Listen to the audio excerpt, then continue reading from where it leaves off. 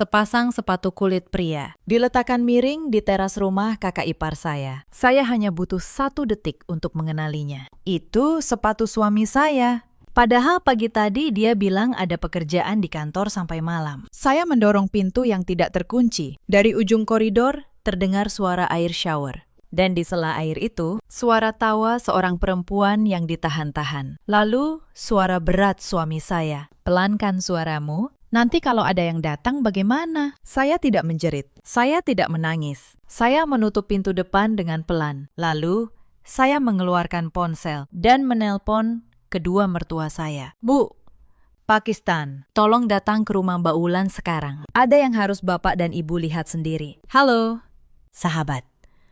Selamat datang kembali di kanal Cerita Kita. Kisah hari ini tentang sebuah sore yang menghancurkan segalanya dalam hitungan menit. Tentang seorang istri yang dikhianati bukan oleh orang asing, melainkan oleh orang-orang yang dia panggil keluarga. Sebelum kita mulai, jangan lupa tinggalkan jejak di kolom komentar. Mari kita dengarkan sampai akhir. Nama saya Maya. Usia saya 38 tahun. Saya bekerja sebagai akuntan di sebuah perusahaan logistik di kawasan Sudirman. Sudah 12 tahun saya menjadi istri. Saya kira saya mengenal rumah tangga saya sendiri. Ternyata saya keliru. Suami saya bernama Reza, 42 tahun. Dia punya sebuah bengkel mobil di pinggiran Bekasi. Dulu, saat saya menikahinya, dia laki-laki yang sederhana. Tangannya selalu berbau oli, tapi hatinya saya kira bersih. Kami tinggal di sebuah rumah di kawasan Bintaro. Rumah itu berdiri di atas sebidang tanah warisan dari ayah saya. Ayah memberikannya kepada saya sebelum beliau meninggal. Saya tidak pernah membanggakan hal itu di depan keluarga suami. Saya pikir, untuk apa?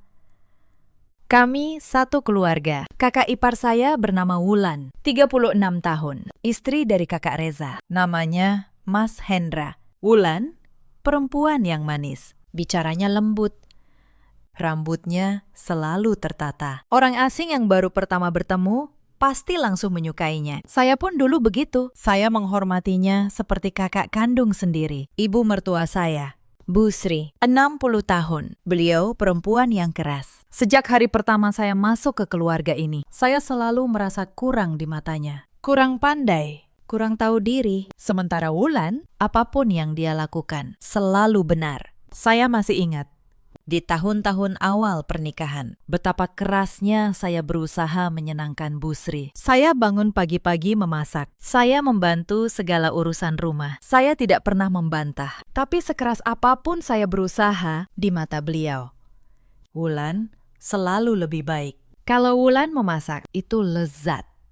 Kalau saya memasak, kurang garam. Kalau Wulan diam, itu sopan. Kalau saya diam, itu sombong. Saya lelah. Tapi saya tidak pernah mengeluh. Saya pikir suatu hari beliau akan melihat ketulusan saya. Suami saya pun jarang membela saya. Setiap kali ibunya menyindir, Reza hanya diam. "Sudahlah, Maya, namanya juga ibu. Kamu yang mengalah saja," katanya. Selalu saya yang harus mengalah. Selama 12 tahun, saya menelan setiap ketidakadilan itu demi menjaga keutuhan keluarga. Saya tidak tahu bahwa keutuhan yang saya jaga itu sebenarnya sudah lama keropos dari dalam. Bapak mertua saya, Pak Hardi, 64 tahun. Beliau jarang bicara. Sepanjang hari hanya duduk di teras, menyeruput kopi, menonton burung di sangkar. Saya kira beliau lelaki yang tak peduli apa-apa. Saya keliru lagi. Justru beliau yang paling banyak melihat. Sore itu bermula dengan sangat biasa. Saya baru pulang dari kampung, membawa beberapa kantong oleh-oleh, ikan asin, terasi, dan kue-kue dari ibu saya. Ponsel saya berdering. Mas Hendra menelepon. Suaranya tergesa-gesa. "Maya, Mas lagi sibuk di bengkel sama Reza, tidak bisa pulang. Kalau kamu sempat, tolong antarkan oleh-oleh dari kampung ke Mbak Wulan ya. Dia sendirian di rumah." Saya langsung setuju. Mas Hendra selama ini dikenal sebagai pria baik. Saya menghormatinya. Saya mengikat bungkusan oleh-oleh dengan rapi, lalu mengendarai mobil ke rumah mereka di kawasan Cinere. Dalam hati saya bahkan berpikir, syukur. Sudah lama saya tidak mampir. Hari ini sekalian mengobrol dengan Wulan. Saya tidak memberitahu lebih dulu. Saya yakin pada jam segitu hanya ada Wulan sendirian di rumah. Mas Hendra di bengkel. Suami saya. Katanya tadi pagi, ada pekerjaan di kantor sampai malam. Namun begitu saya menghentikan mobil di depan gerbang. Hati saya terasa janggal. Gerbang hanya tertutup, tidak dikunci. Motor Wulan masih terparkir di halaman. Itu bukan hal aneh. Yang aneh adalah sepasang sepatu kulit pria di teras, diletakkan miring. Sepatu yang selama bertahun-tahun saya bersihkan sendiri dan saya letakkan di samping lemari kami. Saya terpaku beberapa detik. Tangan saya masih memegang kantong oleh-oleh. Jantung saya berdebar kencang. Tapi saya memaksa diri berpikir positif. Mungkin Reza mampir membantu Mas Hendra. Mungkin dia memeriksa instalasi listrik. Saya berusaha menenangkan diri. Saya mendorong pintu dan masuk ke ruang tamu. AC menyala, sangat dingin. Di atas meja ada segelas es teh dan secangkir kopi hitam yang belum habis. Es batunya hampir mencair seluruhnya. Kedua ponsel tidak terlihat dimanapun. Suasana rumah begitu hening. Keheningan yang membuat bulu kuduk saya berdiri. Dari ujung koridor, terdengar suara air shower. Di sela suara air itu, samar terdengar tawa seorang perempuan. Tawa yang seperti ditahan, tapi tetap lolos keluar. Saya memanggil, Mbak Wulan. Maya antar oleh-oleh nih. Tidak ada jawaban. Saya melangkah lebih jauh. Tepat saat itu, dari arah kamar mandi, terdengar suara berat seorang pria. Pelankan suaramu. Nanti kalau ada yang datang bagaimana? Seluruh tubuh saya membeku. Saya sudah mengenal suara itu selama 12 tahun. Lalu, suara Wulan menyahut. Manja. Menjijikan. Kamu takut apa? Mas Hendra kan tidak mungkin pulang jam segini. Kalau si Maya itu, dia bahkan tidak akan curiga apa-apa. Si Maya itu, dia menyebut nama saya seperti menyebut nama pembantu. Suami saya tertawa kecil. Tawa yang dulu saya kira hanya untuk saat-saat bahagia kami berdua. Ternyata tawa itu juga dia berikan kepada perempuan lain di kamar mandi rumah kakaknya sendiri. Ada beberapa guncangan yang tidak membuat seseorang langsung menangis. Guncangan itu tidak datang dalam bentuk teriakan, bukan dalam bentuk tamparan. Dia datang dengan sangat berat, begitu hening, hingga jantung saya seakan berhenti berdetak. Kaki saya seolah bukan lagi milik saya. Satu hal yang saya lakukan adalah saya tidak menyerbu masuk. Saya tidak menggedor pintu. Saya tidak menjerit minta penjelasan, karena saya tahu kalau saya masuk sekarang, merekalah yang akan membalikan keadaan. Mereka akan bilang, saya salah paham. Mereka akan bilang, saya istri pencemburu. Saya pernah merasakan itu. Setiap kali saya mengeluh, akhirnya sayalah yang dianggap pihak bersalah. Maka sore itu, saya memilih diam. Tapi diam, saya bukan kalah. Diam saya adalah awal dari sesuatu yang sudah lama saya siapkan tanpa mereka sadari. Saya keluar dari rumah dengan pelan. Saya kunci pintu depan dari luar. Lalu, saya berdiri di halaman, menelpon kedua mertua saya. Suara saya tenang. Tidak gemetar sedikit pun. Bu, Pakistan, tolong datang ke rumah Mbak Wulan sekarang juga. Sekarang. Ada yang harus Bapak dan Ibu lihat dengan mata sendiri. Sambil menunggu, saya bersandar di pagar. Saya menatap rumah itu, dan saya teringat. Semua ini tidak datang tiba-tiba. Kebusukan dalam sebuah keluarga tidak langsung terlihat. Dia muncul diam-diam, sedikit demi sedikit. Dan selama berbulan-bulan terakhir, saya sebenarnya sudah merasakannya. Semua bermula sekitar 6 bulan lalu. Saat itu, bengkel Reza mulai sepi. Dia sering pulang larut. Wajahnya muram. Saya kira dia hanya lelah karena urusan kerja. Saya memasak makanan kesukaannya. Saya tunggu sampai malam. Tapi dia hanya makan beberapa suap, lalu meletakkan mangkuknya. Mas, ada urusan di luar, katanya. Kalau saya tanya urusan apa, dia berjalan ke balkon. Suaranya pelan. Nanti Mas jelaskan. Tapi penjelasan itu tidak pernah datang. Yang membuat saya mulai resah adalah aroma tubuhnya. Saat dia pulang malam, badannya tidak berbau oli atau asap jalanan seperti biasanya, melainkan berbau sabun mandi. Aroma yang familiar. Aroma yang pernah saya cium saat berkunjung ke rumah Wulan. Saya berusaha tidak berpikir buruk. Saya bilang pada diri sendiri, mungkin hanya kebetulan. Lalu suatu kali, ponsel Reza berdering di meja. Tanpa sengaja, saya mengambilnya karena saya kira ada telepon dari kantor. Dia langsung merebutnya kembali dengan kasar. Dia tidak membentak. Dia hanya bertanya seperti biasa, tapi sikapnya membuat saya merasa seolah sayalah yang bersalah. Sejak hari itu, dia mengganti kata sandi ponselnya. Di sisi lain, Wulan juga tidak lagi sama. Dulu, kalau saya datang ke rumahnya, dia menyambut hangat. Sekarang, jika saya datang, sikapnya jadi kaku. Berkali-kali saya melihat sebuah handuk pria tergantung di kamar mandinya. Warnanya persis seperti handuk yang biasa dipakai Reza. Saya tidak berani memastikan.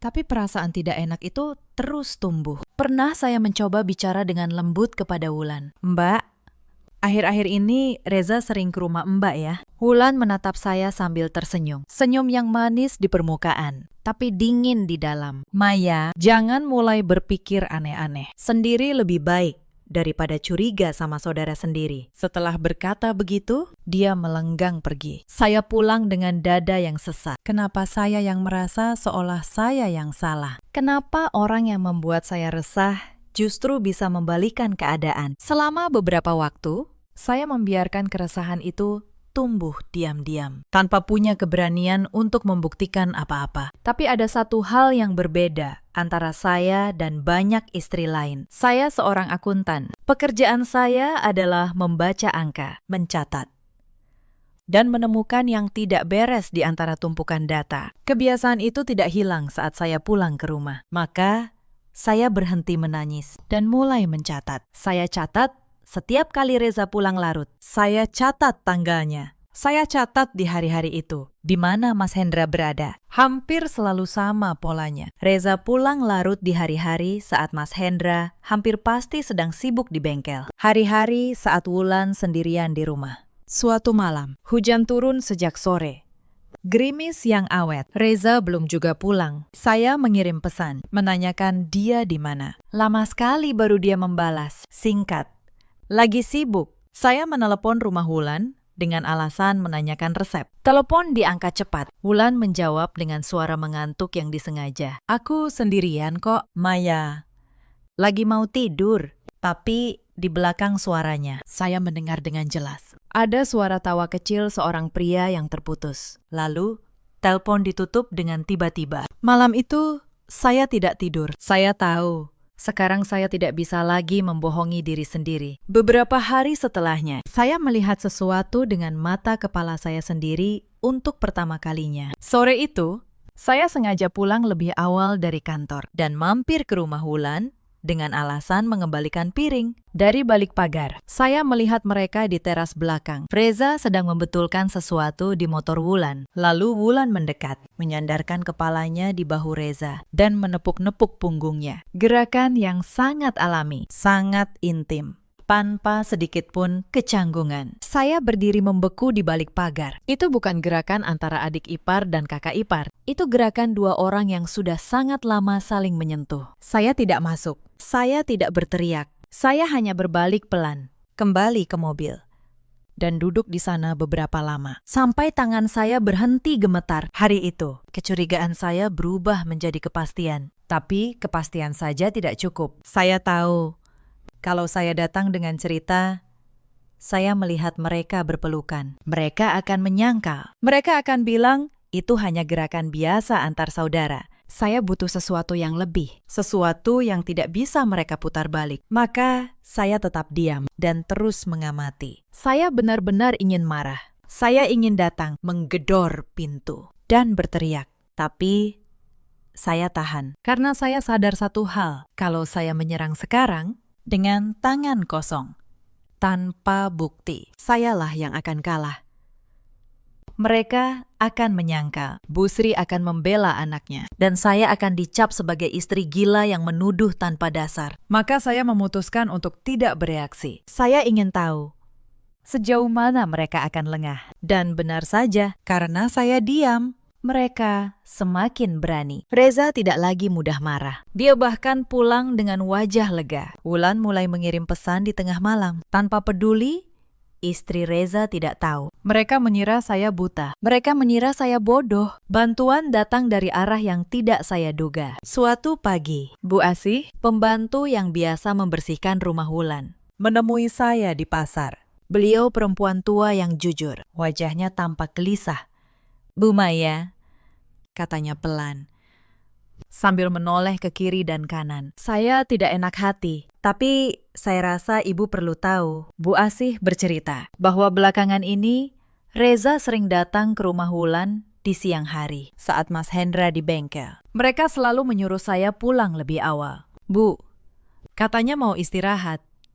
Tapi saya pernah lupa membawa kerudung, jadi saya balik lagi. Dan saya lihat sendiri, mobil Pak Reza masih di halaman. Padahal sudah sore. Saya menggenggam tangan Bu Asih dan berterima kasih. Saya minta beliau tidak menceritakan hal ini kepada siapapun dulu. Bu Asih mengangguk. Saya kasihan sama ibu. Ibu orang baik. Tidak pantas diperlakukan begini. Kata-kata sederhana itu membuat mata saya panas. Tapi saya menahannya. Belum waktunya menangis. Beberapa hari kemudian, ada acara kumpul keluarga di rumah Bu Sri. Halal bihalal kecil, kata beliau. Saya datang, membawa rendang dan opor buatan saya. Tapi seperti biasa, masakan saya hanya dicicipi sedikit. Sementara kue-kue kering yang dibawa Wulan, nastar dan kastengel, yang katanya dia beli dari merek terkenal, dipuji habis-habisan. Di acara itu, Wulan memamerkan tas baru, lalu gelang emas. Lalu cerita tentang rencananya merenovasi rumah. "Alhamdulillah, rezeki lagi lancar," katanya, sambil melirik ke arah saya. Bu Sri menimpali, "Wulan memang pintar cari uang. Beda sama yang cuma bisa duduk di kantor." Sindiran itu jelas untuk saya. Saya hanya tersenyum tipis. Tapi di dalam hati, saya mencatat satu hal. Dari mana uang Wulan? Toko online-nya tidak sebesar itu. Mas Hendra hanya punya bengkel kecil. Lalu dari mana semua kemewahan yang dia pamerkan? Pertanyaan itu menempel di kepala saya. Dan tidak lama kemudian, rekening koran rumah tangga saya lah yang menjawabnya. Tapi saya tidak hanya mencatat soal Reza dan Wulan. Sebagai akuntan, mata saya juga tertuju pada satu hal lain. Uang. Beberapa bulan terakhir, ada yang tidak beres dengan keuangan kami. Suatu hari, saya membuka rekening bersama kami untuk membayar tagihan listrik. Saldonya jauh berkurang dari yang seharusnya. Ada beberapa transfer keluar yang tidak saya kenali. Jumlahnya tidak kecil, 15 juta, lalu 20 juta, lalu 30 juta. Semuanya ke satu nama rekening yang sama. Saya catat nama itu. Malamnya, saya bertanya kepada Reza dengan hati-hati, "Mas, ada transfer keluar dari rekening kita. Untuk apa ya?" Wajahnya langsung berubah. "Itu urusan bengkel." "Maya, kamu tidak usah ikut campur soal uang." Lalu, dia pergi ke kamar dan menutup pintu. "Saya tidak ikut campur soal uang," katanya. Padahal saya akuntan. Padahal sebagian uang di rekening itu adalah hasil kerja saya selama 12 tahun. Tapi saya tidak membantah. Saya hanya mencatat nama rekening itu di buku kecil saya. Malam itu, setelah Reza tertidur, saya membuka laci kerjanya diam-diam. Di sana, saya menemukan beberapa lembar nota dan buku catatan bengkel. Saya bandingkan dengan transfer di rekening kami. Angka-angkanya tidak cocok. Pemasukan bengkel jauh lebih kecil dari uang yang keluar. Ada lubang besar di keuangan kami. Dan lubang itu mengarah ke satu tempat yang sama. Sebagai akuntan, saya tahu angka tidak pernah berbohong. Manusia bisa bersandiwara, bisa tersenyum manis, bisa berpura-pura. Tapi catatan keuangan selalu jujur. Dan catatan ini sedang menceritakan sebuah kisah yang sangat buruk tentang suami saya. Saya menutup laci itu pelan, lalu kembali ke tempat tidur. Saya berbaring di samping lelaki yang sedang menghancurkan hidup saya dan berpura-pura tidur. Beberapa hari kemudian, datang sebuah panggilan telepon ke ponsel saya dari nomor tidak dikenal. Suara seorang pria, kasar dan tidak sopan. "Ini istri Pak Reza ya, tolong sampaikan ke suami ibu. Pinjaman atas nama bengkelnya sudah jatuh tempo.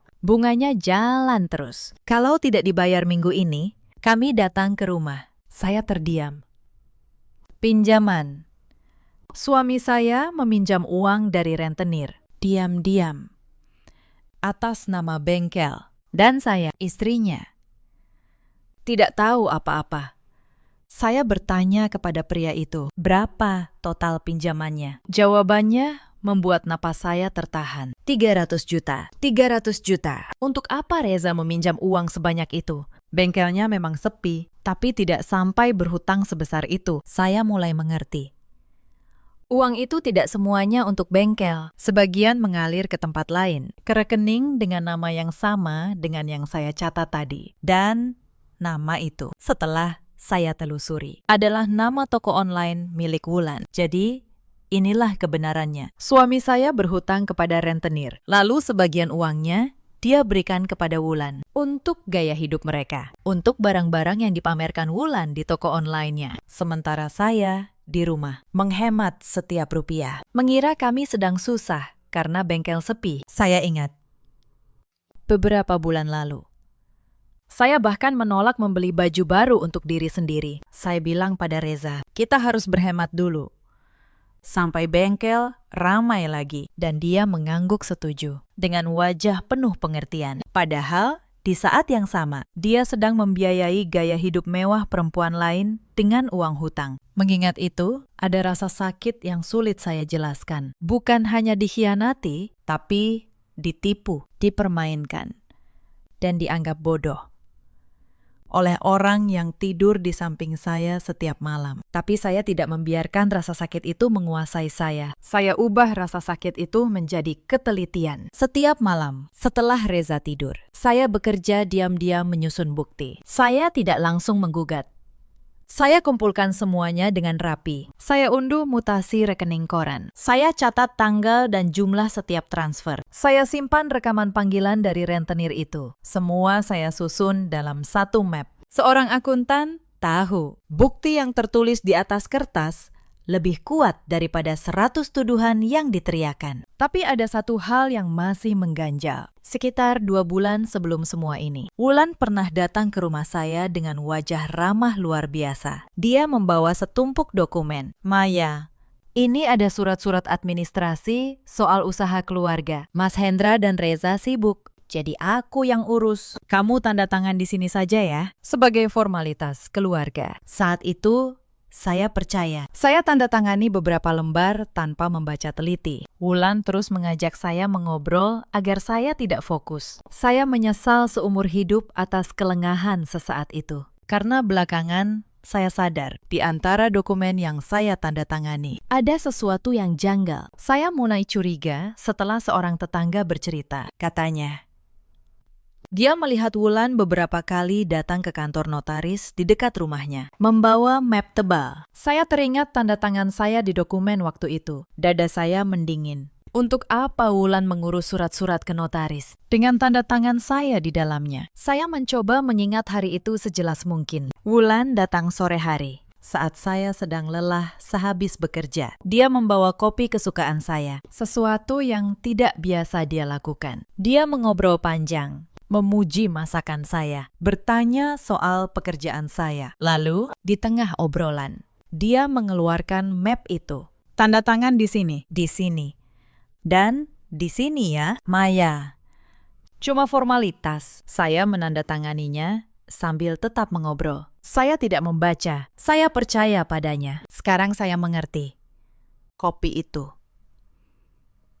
pujian itu, obrolan panjang itu, semuanya adalah bagian dari jebakan. Wulan sengaja membuat saya nyaman, supaya saya lengah, supaya saya tidak membaca apa yang saya tanda tangani. Saya merasa mual mengingatnya. Betapa mudahnya saya diperdaya oleh seseorang yang saya percaya. Maka diam-diam saya menemui seseorang, Pak Tono.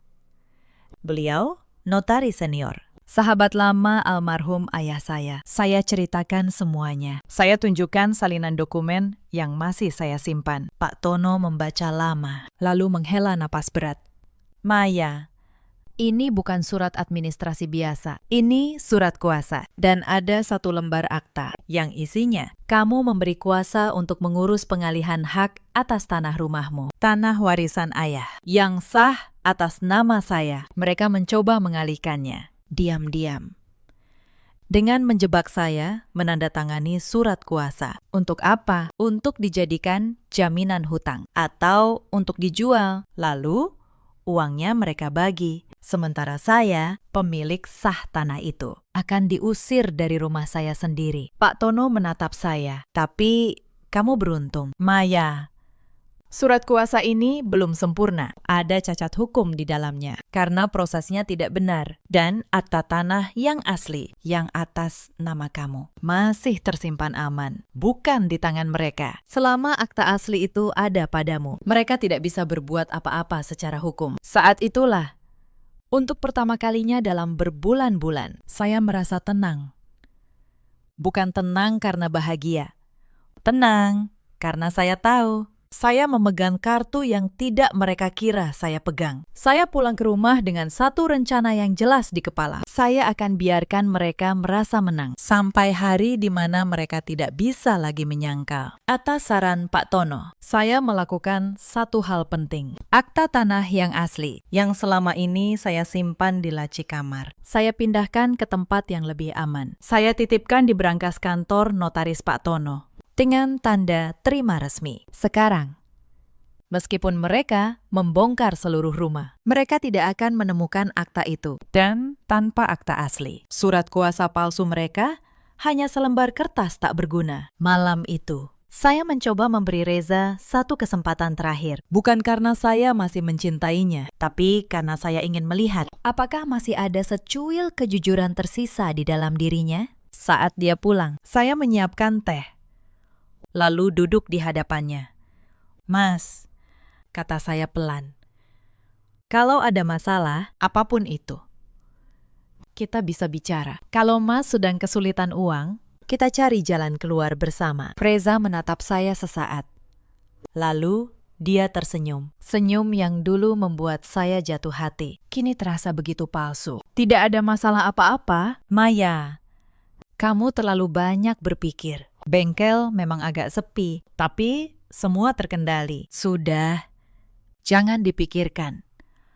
Tidurlah. Lalu, dia berdiri dan meninggalkan saya sendirian di ruang tamu. Di saat itulah, kesempatan terakhir itu tertutup. Reza memilih berbohong, bahkan saat saya membuka pintu selebar-lebarnya untuknya. Dia mengira saya tidak tahu apa-apa. Dia mengira kebohongannya masih sempurna. Saya menatap punggungnya yang menjauh. Dan di dalam hati, saya mengucapkan selamat tinggal pada 12 tahun pernikahan kami. Sejak malam itu, saya tidak lagi ragu. Saya melengkapi map saya. Saya rapikan setiap bukti. Saya susun urutannya. Dari yang ringan sampai yang paling menghancurkan. Seorang akuntan tahu cara menyajikan data sama pentingnya dengan data itu sendiri. Saya hanya menunggu satu hal lagi. Satu momen di mana perselingkuhan mereka tidak bisa lagi ditutupi dengan kata salah paham. Hari itu tiba lebih cepat dari yang saya kira. Sore saat saya mengantar oleh-oleh dan menemukan sepatu Reza di teras rumah Wulan. Saya tahu inilah saatnya. Bukti perselingkuhan dengan mata kepala sendiri disaksikan oleh dua orang tua mereka. Itulah lapisan terakhir yang saya butuhkan. Maka di halaman rumah itu, sambil menunggu mertua datang, saya membuka map yang selalu saya bawa di dalam tas. Rekening koran, catatan transfer, salinan surat kuasa. Semua ada di sana, lengkap. Saya menarik napas dalam-dalam. Tangan saya tidak gemetar lagi. Tidak lama dari kejauhan, terdengar suara langkah tergesa. Bu Sri dan Pak Hardi datang dengan wajah cemas. Maya, ada apa? Kenapa kamu menyuruh kami buru-buru ke sini? Saya tidak menjawab dengan kata-kata. Saya hanya menyerahkan kunci pintu dan mengangguk ke arah rumah. Ibu dan Bapak masuk saja.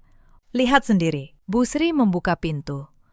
Pak Hardi mengikuti di belakang. Saya berjalan paling akhir. Suara air shower masih terdengar dari koridor. Bersama tawa, dua orang yang tidak tahu bahwa kebahagiaan mereka tinggal hitungan detik. Bu Sri berjalan menuju kamar mandi. Saya melihat punggung beliau yang tegang. Pak Hardi diam. Rahangnya mengeras. Lalu Bu Sri menggedor pintu kamar mandi. Wulan, Reza, buka pintunya sekarang. Suara di dalam mendadak berhenti. Air shower dimatikan. Lalu terdengar suara Wulan yang panik, melengking. Bu, Ibu kenapa di sini? Beberapa saat kemudian, pintu kamar mandi terbuka. Wulan keluar dengan rambut basah, mengenakan jubah mandi. Di belakangnya, Reza dengan handuk melilit pinggang. Wajahnya pucat pasi. Begitu melihat saya berdiri di sana, Reza membeku. Mulutnya bergerak beberapa kali. Tapi tidak ada suara yang keluar. Sementara Wulan, dengan kecerdikannya yang luar biasa, langsung menjatuhkan diri ke lantai. Dia mulai menangis terseduh-seduh. Bu, ini tidak seperti yang Ibu kira. Tadi Wulan terpeleset di kamar mandi. Reza cuma menolong. Kami tidak ada apa-apa. Bu, sumpah, saya hampir tertawa mendengarnya. Terpeleset di kamar mandi. Dan kebetulan, suami orang lain ikut basah kuyup di dalam shower yang sama. Sambil tertawa-tawa, Wulan benar-benar perempuan yang pandai bersandiwara dan yang lebih menyakitkan. Bu Sri tampak ragu. Beliau menatap saya, lalu menatap Wulan yang menangis di lantai. Reza ikut bermain. Iya, Bu. Wulan terpeleset. Aku kebetulan kesini mau pinjam kunci ke Mas Hendra. Maya ini suka berpikir berlebihan. Bu, dia memang pencemburu. Pencemburu. Lagi-lagi kata itu. Senjata lama mereka untuk membalikan keadaan. Untuk menjadikan saya korbannya. Sebagai pihak yang bersalah. Bu Sri menghela napas. Lalu beliau menatap saya dengan tatapan tajam. Maya, kamu yakin tidak salah lihat? Anakku tidak mungkin begitu. Wulan juga sudah seperti anak ibu sendiri. Kamu jangan membuat keluarga ini ribut karena kecurigaanmu saja. Itulah momen yang sudah saya duga akan datang. Momen di mana semua orang mencoba mendorong saya ke pojok. Menjadikan saya yang gila, yang pencemburu, yang merusak keluarga. Dulu, saya akan menangis di titik ini. Saya akan menyerah. Tapi hari ini berbeda. Hari ini saya tidak datang dengan tangan kosong. Saya berkata dengan sangat pelan. Suara saya tenang. Dan justru itu yang membuat semua orang terdiam. Bu, saya tidak datang untuk berdebat soal siapa yang terpeleset di kamar mandi. Saya datang untuk menunjukkan sesuatu yang lebih penting. Saya membuka map di tangan saya. Ini rekening koran rumah tangga kami. Lihat. Bu, selama 6 bulan terakhir, ada transfer keluar 15 juta, 20 juta, 30 juta. Semuanya ke satu rekening. Rekening toko online milik Mbak Wulan. Saya letakkan kertas itu di meja. Wajah Wulan mulai berubah. Tangisnya berhenti. Dan ini, saya keluarkan kertas berikutnya. Catatan dari rentenir yang menelpon saya minggu lalu. Suami saya berhutang 300 juta atas nama bengkel. Sebagian uang itu mengalir ke rekening Mbak Wulan. Bukan untuk bengkel. Untuk gaya hidup kalian berdua. Bu Sri terdiam. Beliau mengambil kertas itu dengan tangan gemetar. Pak Hardi yang sejak tadi diam, melangkah maju. Beliau membaca rekening koran itu pelan-pelan, rahangnya mengeras. Untuk pertama kalinya, saya melihat mata lelaki tua itu menyala oleh sesuatu yang lebih dalam dari sekedar marah. Reza mencoba menyela. Maya, itu salah paham. Uang itu nanti aku kembalikan. Itu cuma pinjaman sementara dari Wulan. Saya menatapnya. Pinjaman sementara. Mas yang berhutang ke rentenir, lalu memberi uangnya ke Wulan. Dan kamu sebut itu pinjaman dari Wulan. Mas, saya akuntan. Jangan permainkan angka di depan saya. Lalu, saya keluarkan lembar terakhir. Lembar yang saya simpan untuk paling akhir. Dan ini, Bu, yang paling membuat saya tidak bisa lagi diam. Saya letakkan salinan surat kuasa itu di atas meja. 2 bulan lalu, Mbak Wulan datang ke rumah saya, membawa dokumen ini. Dia bilang, ini surat administrasi usaha keluarga. Dia minta saya tanda tangan sebagai formalitas. Saya menatap Wulan lurus-lurus. Tapi ini bukan surat administrasi, Mbak. Ini surat kuasa untuk mengalihkan hak atas tanah rumah saya. Tanah warisan ayah saya yang sah atas nama saya sendiri. Mbak menjebak saya menandatanganinya. Supaya tanah itu bisa kalian jadikan jaminan hutang atau kalian jual. Seisi ruangan membeku. Wulan berdiri dengan wajah pucat. Topeng manisnya runtuh sepenuhnya. Bu Sri menatap menantunya yang satu itu. Lalu menatap saya dengan kebingungan yang menyakitkan. Pak Hardi menatap Reza. Reza, Kamu ikut dalam rencana ini. Kamu mau merampas rumah istrimu sendiri. Reza tidak menjawab. Dia hanya menunduk. Dan dari diamnya itu, semua orang mengerti jawabannya. Wulan, yang merasa terpojok, melakukan hal yang sudah saya duga. Dia berbalik menyerang. Bu, Maya ini memang gila. Dia cemburu sama saya dari dulu. Dia mengarang semua ini untuk menyingkirkan saya dari keluarga ini. Tapi kali ini tidak ada yang percaya. Karena bukti di atas meja itu tidak bisa menangis. Tidak bisa bersandiwara. Tidak bisa berpura-pura terpeleset di kamar mandi. Angka-angka itu hanya diam dan menunjuk kebenaran. Wulan, yang merasa dirinya tersudut, beralih menyerang saya dengan cara lain. Kalaupun benar Reza berhutang, itu urusan kalian suami istri. Apa hubungannya dengan saya? Kamu cuma cari kambing hitam, Maya. Kamu mau menyalahkan saya karena rumah tanggamu hancur sendiri. Suaranya melengking, memenuhi ruangan. Saya menatapnya dengan tenang. Kambing hitam, Mbak. Nama Mbak ada di rekening koran ini. Tanda tangan saya ada di surat kuasa yang Mbak urus ke notaris. Itu bukan karangan. Itu hitam di atas putih. Saya tidak mencari kambing hitam. Mbak, saya hanya membaca apa yang sudah Mbak tulis sendiri. Wulan terdiam. Dia tidak punya jawaban. Untuk pertama kalinya, perempuan yang selalu pandai bicara itu kehabisan kata-kata. Dia menoleh ke arah Reza, mencari bantuan. Tapi Reza hanya menunduk, tidak berani menatap siapapun. Sekutu yang dulu mesra, kini saling menjauh saat kapal mereka mulai tenggelam. Bu Sri, ibu mertua yang selama 12 tahun selalu membela Wulan, perlahan duduk di kursi. Tangannya mencengkeram ujung meja. Wajahnya tidak berdarah. Untuk pertama kalinya sejak saya menjadi menantunya, beliau terdiam di hadapan saya, tanpa bisa berkata apa-apa. Lalu, dengan suara serak, Bu Sri mencoba satu kali lagi mempertahankan harga dirinya. Tapi tetap saja, kamu seharusnya menyelesaikan ini di dalam keluarga. Maya.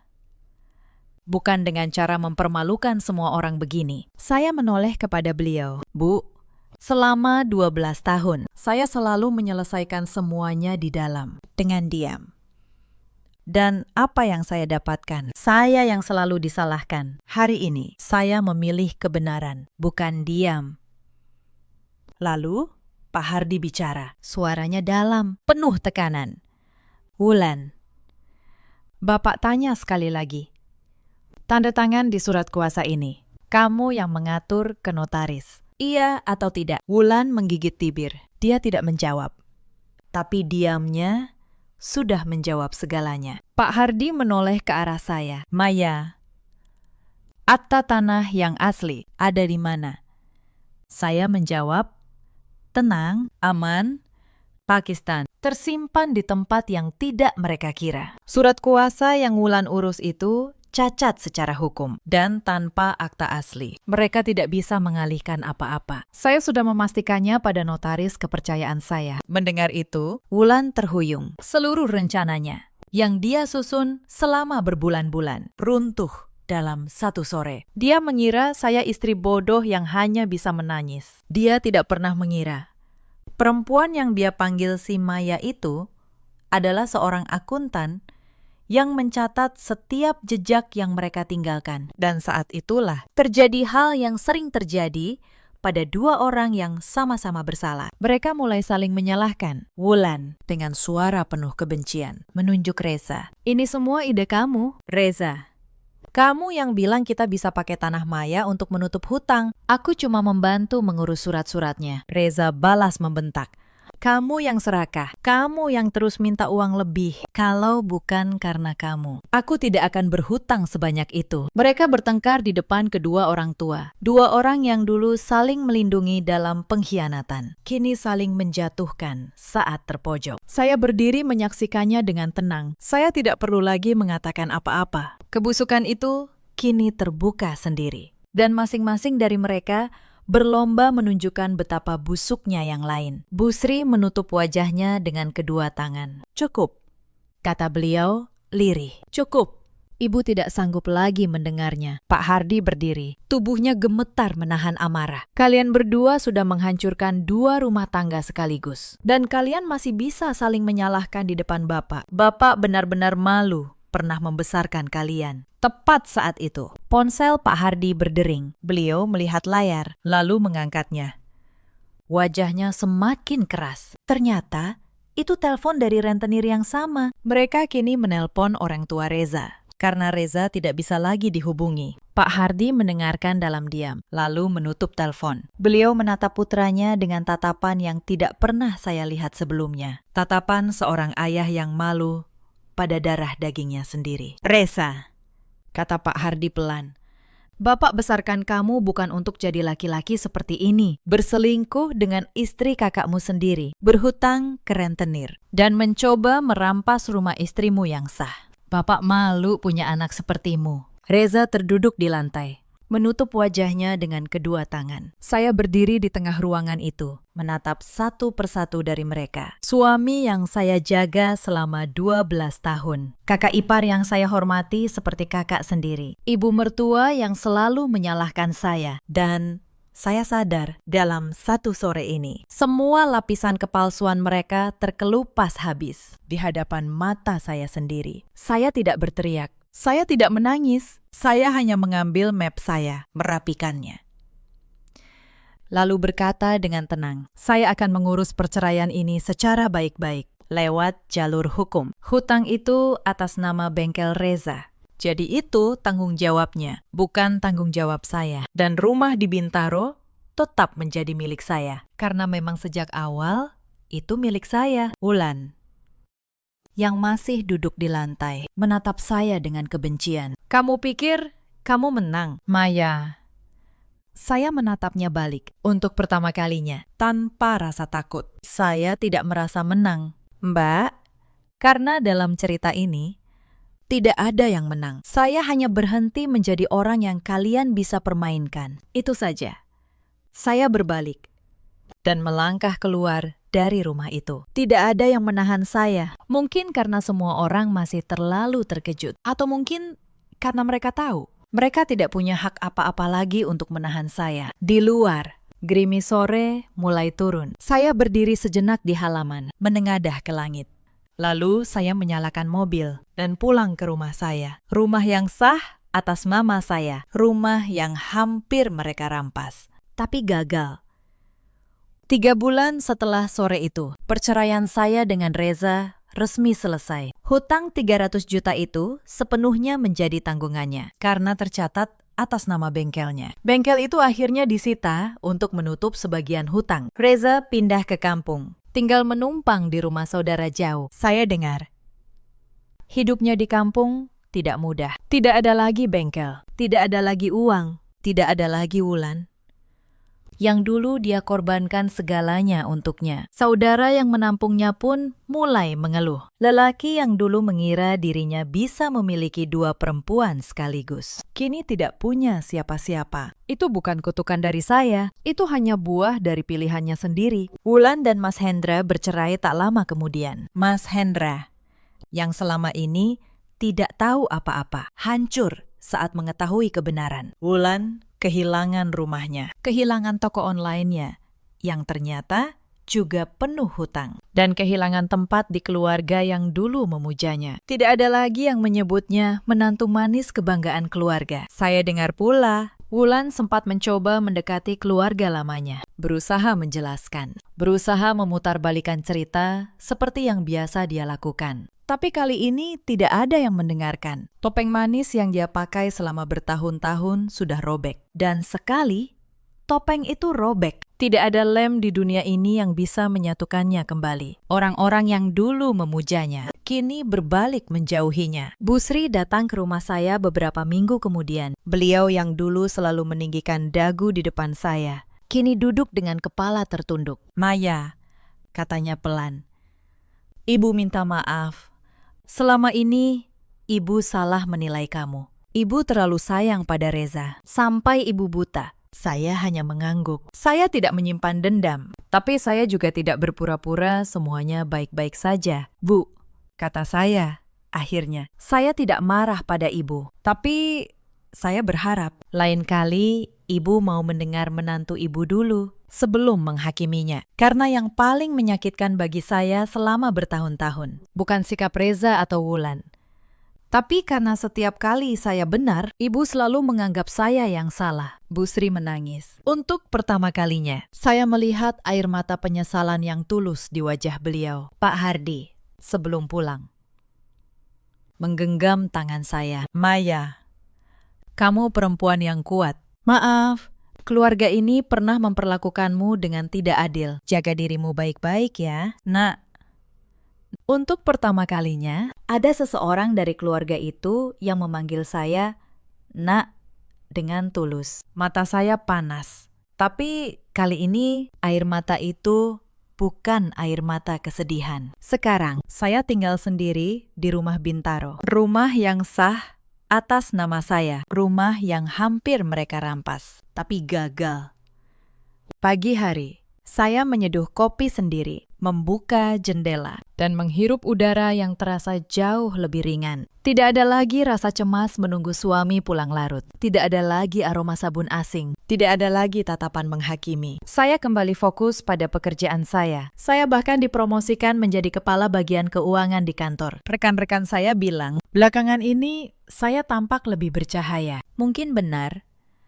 Karena untuk pertama kalinya dalam 12 tahun, saya hidup tanpa harus menjaga rumah tangga yang ternyata sudah lama membusuk dari dalam. Cerita ini mengajarkan kita satu hal. Jangan pernah meremehkan ketenangan seorang perempuan yang terluka. Ada banyak perempuan di luar sana yang seperti saya dulu, memilih diam saat dikhianati. Bukan karena mereka lemah, tapi karena mereka sedang mengumpulkan kekuatan dan menunggu waktu yang tepat. Ada juga banyak suami di luar sana, seperti Reza, yang mengira istrinya akan selamanya diam dan menerima. Mereka lupa. Kesabaran yang ditekan terlalu lama, suatu hari akan berubah menjadi keberanian yang tidak bisa lagi dibendung. Dan ada pula para perempuan, seperti Wulan, yang menutupi kebusukan hati dengan senyum yang manis. Mereka mengira topeng itu akan bertahan selamanya. Padahal, kebenaran hanya butuh satu sore untuk merobeknya habis. Dalam hidup, kita selalu punya pilihan. Saya memilih untuk tidak menjadi korban yang menangis di pojok ruangan. Saya memilih untuk berdiri dengan bukti di tangan dan kepala yang tegak. Bagi kalian yang sedang berjuang di posisi seperti saya dulu, percayalah, ketenangan kalian adalah kekuatan kalian. Ceritakan kisah kalian di kolom komentar. Bagikan video ini kepada perempuan lain yang mungkin sedang membutuhkan kekuatan untuk berdiri. Terima kasih sudah menemani sampai akhir. Sampai jumpa di cerita berikutnya.